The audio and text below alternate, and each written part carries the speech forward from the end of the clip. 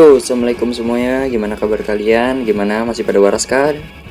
Di era gempuran member-member micet yang seliwar-seliwar di bulan puasa kayak gini, ketemu lagi sama saya Mas Pono, si penikmat film, atau yang lebih tepat ya tuh tukang ngata-ngatain film padahal nggak tahu apa-apa kalau diajak nonton.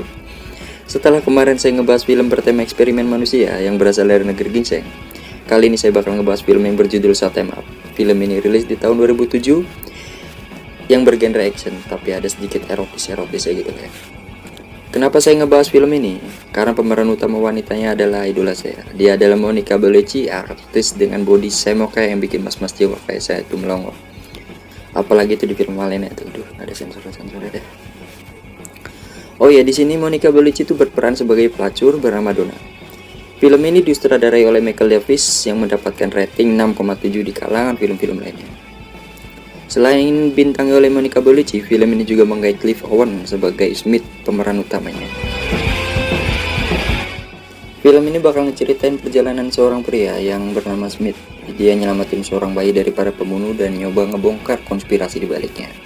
Oke, are you ready? Rasa akan cocok, waktu dan tempat dipersilakan. Ini dia Shut 'Em Up. Beradegan di mana seorang mas-mas yang lagi duduk ngelamun ngopi sendirian. Dia adalah Smith, pria tanpa latar belakang di film ini. Seketika lamunan Smith pun buyar karena ada perempuan yang hamil lari pas di depan mata dia. Tiba-tiba pria itu pun keluar dari mobilnya sambil ngoceh-ngoceh gak jelas ngejar perempuan hamil tadi. Smith yang awalnya cuma diem bodo amat, akhirnya dia pun bangun ninggalin kopinya. Kemungkinan tuh di sini Smith dongkol ya, karena mikir tuh orang lewat nggak ada sopan-sopannya gitu. Looks like you are shit out of luck, beautiful. You son of a bitch. Di saat Smith berhasil nyelamatin perempuan yang tadi, ternyata ada sekelompok lain yang ngejar dia dari belakang. Mereka adalah para pembunuh yang dipimpin oleh Hurt. Di tengah-tengah adu tembak di antara mereka, Smith pun dibikin bingung karena ngelihat si wanita itu udah ngerasain kontraksi di perutnya. Yang artinya Smith pun harus ngebantu si ibu itu ngelahirin detik itu juga.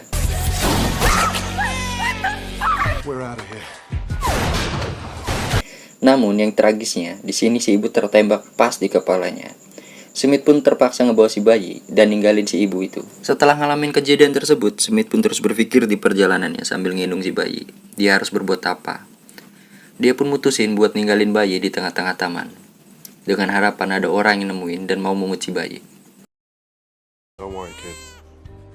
Someone good will find. Tapi di sini Hurt dan anak buahnya udah nemuin si bayi.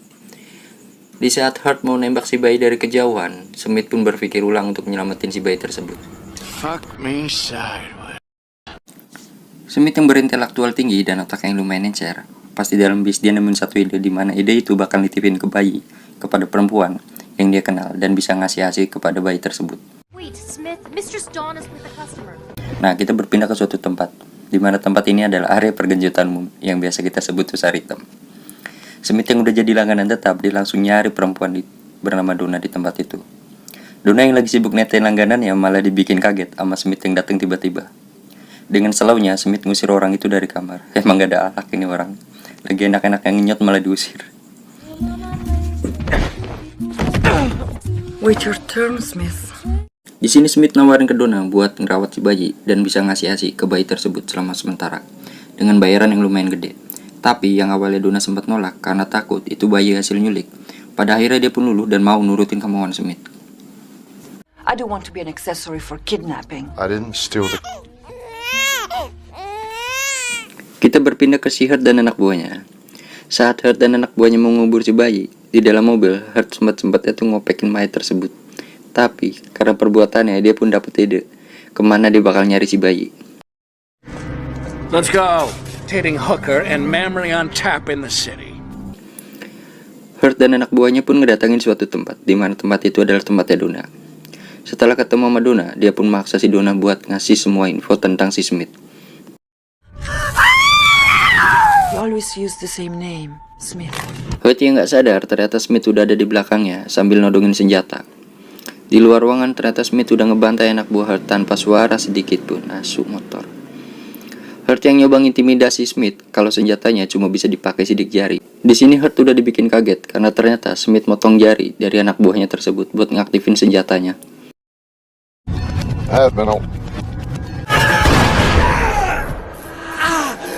Dengan terpaksa Donna pun dibawa pergi sama Smith buat ninggalin tempat tersebut. Berbekal mobil curian sama uang yang gak cukup, Smith pun ngedatengin toko senjata buat jaga-jaga. Nah, pas keluar dari toko tersebut, ternyata Smith nemuin Donna lagi karaokean sama orang lain. What the hell are you doing? Making some money. Dibawanya Donna ke tempat tinggal Smith buat sembunyi dan nyari petunjuk siapa identitas si bayi dan ibu tersebut. Nah, kita berpindah ke si Hurt. Ternyata dia nggak mati sama sekali karena dia pakai rompi anti peluru. Yang lebih sialnya buat si Hurt, ternyata mobilnya udah hilang dicolong sama si Smith tadi. Hurt yang lagi ngomel-ngomel nggak sengaja ngeliat mobilnya parkir pas di depan sebuah rumah. Dia pun nyuruh anak buahnya buat masuk ke dalam rumah tersebut secara pelan-pelan dan secara sembunyi-sembunyi. Nah, di sini Smith udah nemuin sedikit petunjuk soal si bayi tersebut. Tanpa sadar, rombongan Hurt pun udah masuk ke dalam rumah. Dan terjadilah baku tembak di antara mereka. This means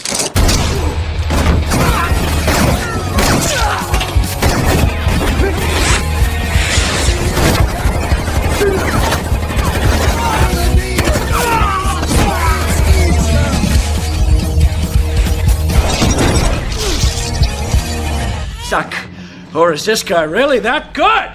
Smith yang berhasil kabur sambil ngebah Donna, akhirnya mereka pun ngedatengin sebuah bar buat nyari petunjuk konspirasi apa di balik semua kejadian ini. who occupies the room?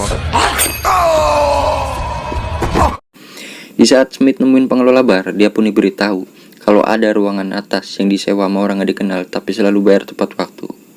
Di saat mereka masuk ke dalam ruangan tersebut, mereka nemuin foto 3 orang gadis yang lagi hamil, dan salah satunya adalah dari si ibu tersebut. Lebih terkejutnya, ternyata di sana ada ruangan yang nunjukin kalau mereka sengaja dihamilin buat anaknya yang bisa dijadiin donor tulang sumsum buat seseorang. There seems to be only one donor. One donor? Setelah ngedapetin bukti yang lumayan cukup, akhirnya mereka ninggalin bar tersebut buat nyari tempat peristirahatan dan buat sembunyi. Mereka berdua pun beristirahat di sebuah hotel. Smith yang lelaki tulen dan punya hasrat reproduksi kayak orang normal pada umumnya, dia pun nyoba ngerayu Donna buat apesnya. Di saat mereka lagi berkembang biak, lokasi mereka pun ditemuin sama beberapa orang bersenjata. Dan terjadilah baku tembak di tengah aktivitas reproduksi mereka berdua.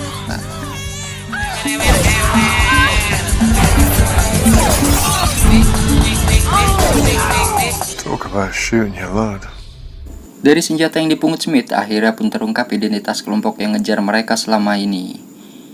Dan dikarenakan situasi yang lumayan bahaya, Smith pun mutusin buat nyembunyiin Donna dan si bayi di dalam tank di acara sebuah museum kota. Di sebuah gudang senjata yang di situ udah ada Hurt sama bosnya yang bernama si Emerson yang lagi ngomongin identitas Smith. Dan ternyata Smith adalah seorang ahli senjata yang menangin olimpiade di umurnya yang masih 10 tahun.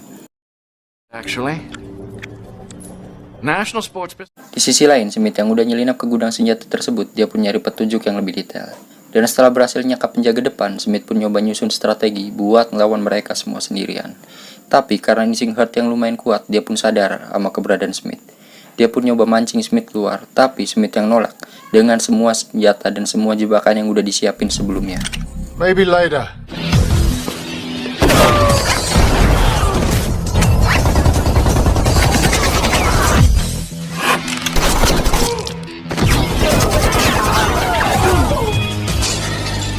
God damn it, Smith! Smith yang berhasil kabur, dia pun ngedapetin petunjuk. Akhirnya dia pun ngejemput Donna buat nyusun rencana selanjutnya. Dan dia pun bakal nemuin seorang senator yang bernama Rutel. Ternyata dalam semua ini adalah motor. Yuk, udah kita lanjut aja. Ternyata orang yang ngebutuhin bayi buat dijadiin donor tulang sumsum adalah seorang senator, calon kandidat presiden, apalagi motor, ya elah. Calon kandidat presiden bernama Rutel. Dan di dalam pesawat saat Smith berunding soal si bayi, dia sadar kalau dalang dibalik semua ini adalah senator sendiri. Dan Smith pun sadar dia udah dijebak. Akhirnya Smith pun nyandra si senator buat ngelawan si Emerson. What are you doing? You made a deal with Hammerson. No, you're crazy. Ternyata semua ini adalah konspirasi senator yang udah sekongkol sama Emerson buat ngedapetin si bayi dari tangan Smith dengan imbalan perizinan pembuatan pabrik senjata api. Don't do it! It's mine. Naasnya setelah senator terbunuh, Smith pun ketangkap sama Hurt dan Emerson. Mereka pun nyiksa Smith buat tahu lokasi Donna. Karena mereka berpikir kalau Donna bakal ngebongkar semua tindakan mereka.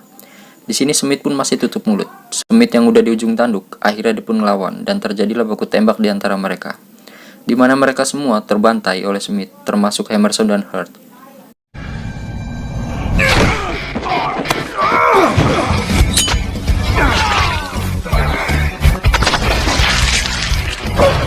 Gun's just fucking great. Smith pun bingung waktu datang ke halte, ternyata Donna masih bayi udah nggak ada. Di mana itu adalah lokasi tempat janjian mereka berdua. Yang pada akhirnya Smith tanpa sengaja ketemu mereka berdua di sebuah rumah makan. Film pun tamat. Dan menurut saya pribadi sih film ini ya bagus, cuma kurang greget aja gitu. Dan maaf kata kalau ngerekod ada suara motor lewat lah atau apalah. Oh ya, ini saya nemuin pesan di balik film ini, yaitu mendingan lu nerima satu cewek yang udah rusak tapi cukup sama satu cowok ketimbang lu ngejar cewek yang gak bakal cukup sama banyak cowok.